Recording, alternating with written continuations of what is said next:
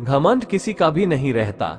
टूटने से पहले गुल्लक भी यही सोचता है कि ये सारे पैसे उसी के हैं। घमंड को लेकर एक बहुत ही प्यारी कहानी है। एक बार श्री कृष्ण अपनी पत्नी सत्यभामा के साथ द्वारिका में विराजमान थे। दोनों में मजाक मस्ती चल रही थी तो सत्यभामा ने व्यंग्य करते हुए श्री कृष्ण से कहा, आपने त्रेता युग में राम का अवतार लिया था, उसमें आपकी पत्नी सीता थी, क्या वह मुझसे भी सुंदर थी?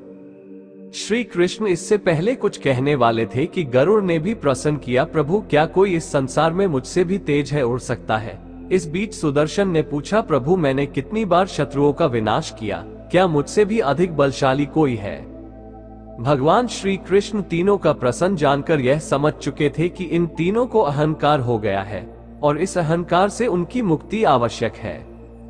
श्री कृष्ण को एक युक्ति सूची और गरुड़ से बोले कि तुम हनुमान के पास जाओ और बोलो कि तुम्हें राम और सीता ने याद किया है, वह तुम्हारी प्रतीक्षा कर रहे हैं। श्री कृष्ण ने सत्यभामा से कहा कि जब हनुमान आए तो तुम सीता के रूप में उनके सामने आना, और सुदर्शन को आदेश दिया कि तुम महल के द्वार पर खड़े हो जाओ और किसी को अंदर मत आने देना जब तक मैं ना कहूं। सुदर्शन जी तुरंत राजी हो गए और द्वार पर खड़े हो गए। उधर गरुड़ देव हनुमान जी के पास पहुंचे और उनसे बोले, हे वानर राज, आपको भगवान राम और सीता ने आपको द्वारिका के दरबार में बुला रहे हैं, आप मेरे साथ चलिए, मैं आपको तुरंत ही पहुंचा दूंगा। हनुमान जी ने सादर भाव से गरुड़ देव से कहा, आप आगे चलिए बंधु, मैं आता हूं। गरुड़ देव ने सोचा, हनुमान जी तो बूढ़े हैं, पता नहीं कब पहुंचेंगे। मैंने तो अपने प्रभु की आज्ञा का पालन कर दिया है, अब इन्हें जब आना होगा तब आ जाएंगे।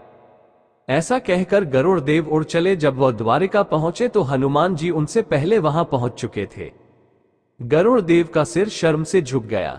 हनुमान ने श्री कृष्ण को राम के रूप में देखकर प्रणाम किया। श्री कृष्ण ने हनुमान से कहा, तुम अंदर कैसे आए, क्या तुम्हें किसी ने द्वार पर रोका नहीं? ये सुनकर हनुमान ने अपने मुख से सुदर्शन चक्र को निकालकर बाहर रख दिया। हनुमान जी ने कहा, प्रभु भला आपसे मिलने से मुझे कौन रोक सकता है? सुदर्शन जी ने थोड़ा प्रयास किया था, इसलिए मैंने इसे मुंह में दबा लिया। भगवान मुस्कुराने लगे। सत्यभामा अभी भी हनुमान जी के सामने सीता के रूप में बैठी हुई थी। हनुमान जी ने श्री कृष्ण से कहा कि प्रभु मैं तो आपको पहचानता हूँ, आप मेरे प्रभु श्री राम है और श्री कृष्ण भी, पर ये देवी जो सीता के रूप में आपके पास बेटी है, ये कौन है? माता सीता की जगह पर आपने किस दासी को ये स्थान दे दिया जो आपके साथ इस सिंहासन पर विराजमान है? इतना सुनते ही सत्यभामा की आंखें भर आई है और उनका घमंड चूर चूर हो गया। साथ ही गरुड़ और सुदर्शन भी लज्जित हो गए।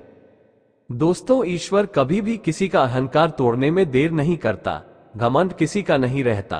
किसी ने क्या खूब बात कही है, घमंड में ये तीन गए, धन वैभव और वंश, अहंकार में मिट गए रावण, कौरव और कंस। फिर मिलेंगे एक नई वीडियो के साथ, तब तक अपना ख्याल रखना और हमेशा मुस्कुराते रहना।